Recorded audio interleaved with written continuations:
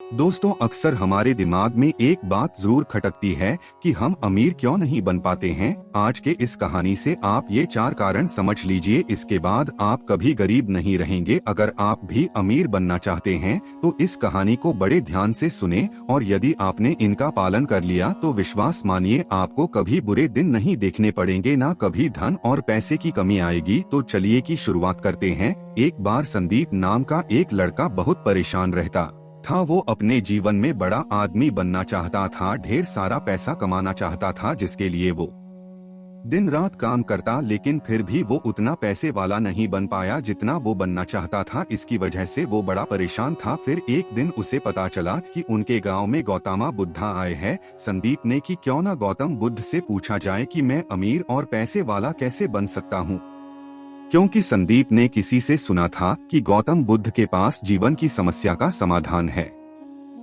इसलिए वो दौड़ते दौड़ते गौतम बुद्ध के पास पहुंचा। उनके पैरों में गिरकर उन्हें अपनी बातें बताने लगा। गौतम बुद्ध से कहने लगा, हे बुद्ध, कृपया मुझे बताएं कि मैं अमीर कैसे बन सकता हूँ। मुझे जल्दी से जल्दी अमीर ऐशो आराम की जिंदगी जीनी है। गौतम बुद्ध संदीप की बातें सुनकर मुस्कुराकर बोले, बेटा, अगर तुम सच में अमीर बनना चाहते हो तो मैं तुम्हें एक कहानी सुनाता हूँ। उसमें तुम्हें 4 ऐसी बातें पता चलेंगी जिन्हें जानकर तुम आसानी से अमीर बन जाओगे। फिर गौतम बुद्ध कहानी सुनाने लगते हैं। वो संदीप से कहते हैं, एक गाँव में एक बड़ा ही चतुर नाई रहा करता था और एक पंडित जी से उसकी मित्रता थी। दोनों पूरा दिन साथ साथ रहा करते थे। यजमानों के घरों से ही उनकी जीविका चलती थी। एक बार ऐसा समय आया कि काफी दिन बीत गए पर किसी यजमान ने उन्हें नहीं बुलाया। अब तो उनके आगे रोजी रोटी का संकट खड़ा हो गया। परिवार को कैसे पाले, ये समस्या बनी हुई थी। फिर एक दिन नाई ने पंडित जी से कहा कि अपना धंधा तो चल नहीं रहा, क्यों ना प्रदेश चले, प्रदेश में ही कोई छोटा मोटा काम करके धन कमाए। उसके बाद वो दोनों थोड़े बहुत पैसे जो पहले से जमा करके रखे थे उनको लेकर वो दोनों प्रदेश को जाने लगे। इसके साथ साथ नाई ने अपने औजारों की पेटी रख ली और एक मोटी सी रस्सी, एक दही से भरी हुई मटकी और एक ढोलक और साथ में कुछ सिक्के लेकर चलने लगा। पंडित जी ने पूछा, नाई भाई, आप इतनी सारी चीजों को साथ लेकर क्यों व्यर्थ में भार बढ़ा रहे हैं? दही तो चलो के काम आ जाएगा, परंतु इस रस्सी और ढोलक का क्या करोगे? ये तो व्यर्थ में थकाएंगी, इन्हें यहीं छोड़ दो। नाई कहने लगा, महाराज, चीज कोई भी व्यर्थ नहीं होती, बस उसको सही समय पर इस्तेमाल करना आना चाहिए। कई बार हम लोग कुछ चीजों को व्यर्थ समझकर फेंक देते हैं या उनका सही समय पर इस्तेमाल नहीं कर पाते, इसलिए वो हमें व्यर्थ लगती है। पंडित जी ने सोचा, चलो ठीक ही है, जब मनोरंजन करने की इच्छा होगी तो ढोलक बजाकर गालियां करेंगे।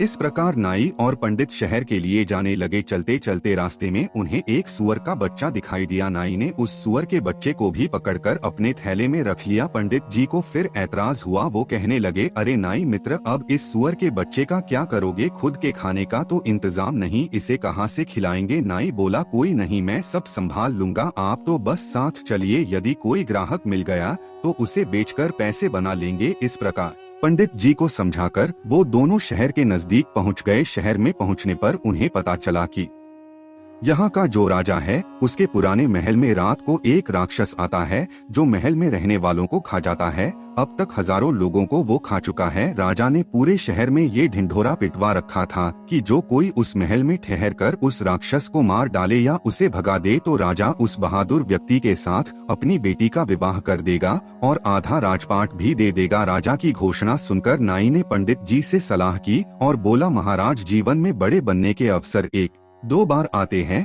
यदि मनुष्य ने उन्हें गवा दिया तो वो कभी बड़ा आदमी नहीं बन सकता। आज वही अवसर हमें आवाज देकर बुला रहा है। यदि हम राक्षस को मारने में या भगाने में सफल रहे तो जीवन भर बैठकर राज करेंगे। नाई की बात सुनकर पंडित जी बोले, अरे मूर्ख आदमी, ये अवसर हमें बुला नहीं रहा है, बल्कि हमारी मौत हमें बुला रही है। यदि हम राज्य और राजकुमारी के लालच में आ गए तो राक्षस जरूर हमें खा जाएगा। अक्सर लालच के कारण ही मनुष्य विपत्ति में पड़ता है। जीभ के लालच में ही मछलियाँ कांटे में फंसती है, ध्वनि के में ही हिरण शिकारी का शिकार बनता है, दाने के लोभ में पड़कर पक्षी जाल में फंस जाते हैं। मौत और विपत्ति हमेशा लालच देकर ही जीवों को फंसाती हैं, और जो बुद्धिमान व्यक्ति होते हैं वो इस तरह के लालच में कभी नहीं पड़ते। कहीं मेहनत मजदूरी करके खा लेंगे, कम से कम जिंदगी तो सुरक्षित रहेगी। नाई कहने लगा, अरे महाराज एक बात सुनो, नदी पार वही करते हैं जो उसमें कूदकर तैरते हैं। डरकर किनारे पर खड़े रहने वाले कभी नदी को पार नहीं कर सकते। साहसहीन व्यक्ति बड़े होने के सपने तो देख सकता है पर बड़ा नहीं बन सकता। बड़ा बनने के लिए रिस्क तो उठाना ही पड़ेगा। नाई की बात सुनकर पंडित जी घबरा गए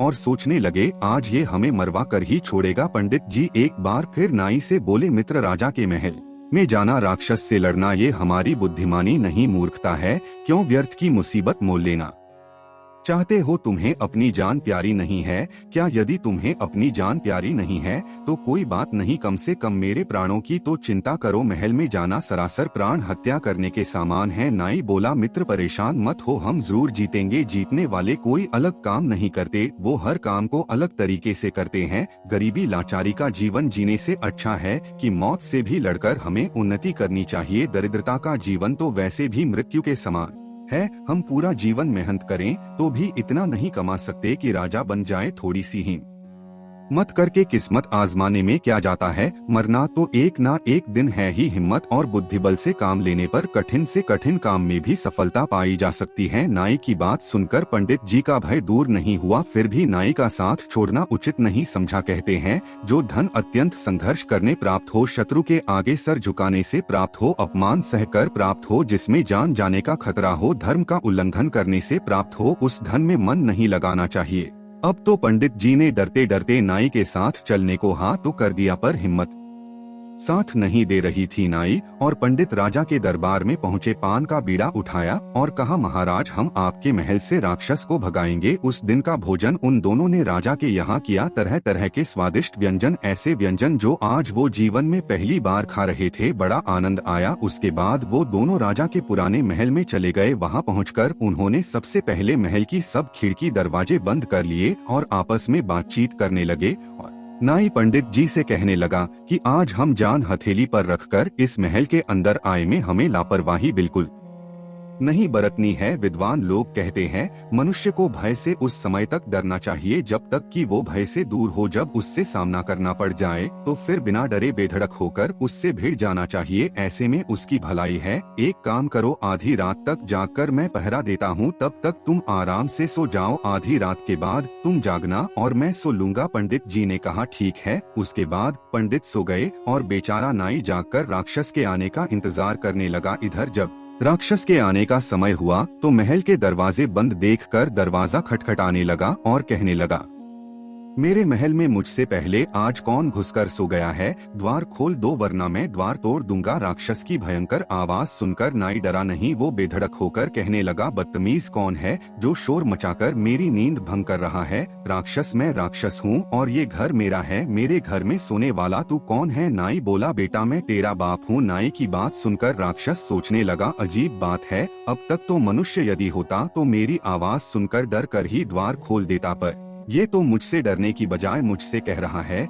कि मैं तेरा बाप हूँ। राक्षस ने फिर आवाज लगाई, यदि तू मेरा पिता है तो कायरों तरह दरवाजा बंद किए क्यों बैठा है? निकलकर मुझसे युद्ध कर। अंदर से नाई ने कहा, यदि मैंने दरवाजा खोल दिया तो तू मुझे देखते ही मर जाएगा। मेरा सामना करने की तुझ में हिम्मत नहीं है, इसलिए तेरी भलाई के लिए ही मैंने दरवाजा बंद किया है। राक्षस ने सोचा, जरूर कोई मुझसे भी ताकतवर है, तभी तो बिना डरे मेरी बात का जवाब दे रहा है। कहीं ये वाकई मेरा बाप तो नहीं? फिर सोचा, अगर ये मेरा बाप होगा तो आकार में भी मुझसे बड़ा होगा और बल में भी। राक्षस बोला है, यदि तू मेरा पिता है तो अपना बल दिखा और मेरा भी देख, कुछ अपनी पहचान बता और मेरी भी पहचान देख। इतना कहकर राक्षस ने अपने सिर का एक बाल तोड़कर एक छिद्र के द्वारा मैल के अंदर फेंक दिया और कहा कि ये देख, ये मेरा बाल है। राक्षस का बाल काफी मोटा था। तभी जवाब में अंदर से नाई ने अपने साथ जो रस्सी लाई हुई थी उसे बाहर फेंकते हुए बोला, ले ये देख, मेरी मूंछ का बाल है। नाई के द्वारा फेंकी गई रस्सी को देखकर राक्षस डर गया और सोचने लगा, इसका मूंछ का बाल इतना बड़ा है तो ये कितना बड़ा होगा। उसने फिर से आजमाइश की और अपने सर से एक जू पकड़कर भीतर को फेंकी। राक्षस का जू भी काफी बड़ा था। अंदर से नाई ने सुअर का बच्चा बाहर फेंकते हुए कहा, ले देख, ये मेरे सिर की जू है। इतना बड़ा जू देखकर राक्षस डर गया। राक्षस ने अपना थूक अंदर फेंकते हुए कहा, ये ले थूक है। जवाब में नाई ने अंदर से मटकी से दही उड़ेल दिया और कहा, ये देख ये मेरा थूक है। ये देखकर राक्षस के पैर उखड़ गए। वो सोचने लगा कि जरूर ये मेरा पिता ही है। फिर भी उसने एक बार और परीक्षा करने की सोची। उसने जोर से गर्जना की। उधर जवाब में नाई ने अपनी ढोलक को पीटना शुरू कर दिया। ढोलक की आवाज को गर्जना समझकर राक्षस का मलमूत्र छूट गया। वो समझ चुका था कि अंदर कोई से भी बड़ा राक्षस है। नाई ने कहा, पागल, पूरी रात परीक्षा ही करता रहेगा या आमना सामना भी करेगा? ले, मैं दरवाजा खोलता हूँ, तू मेरा दर्शन भी कर ले। इतना कहकर नाई दरवाजे के ऊपर छुपकर बैठ गया और पंडित जी से दरवाजा खोलने के लिए कहा। डरते डरते पंडित जी ने दरवाजा खोल दिया। राक्षस भी डरता हुआ धीरे धीरे जैसे ही अंदर बढ़ा तो नाई ने अपने उस तरह से राक्षस की नाक का वो राक्षस नाक पकड़कर रोता हुआ चिल्लाता हुआ वहां से भाग खड़ा हुआ और बोला, अब मैं यहाँ कभी नहीं आऊंगा, ये महल तुम ही रख लो। नाई बोला, खबरदार आना भी मत, अगर आया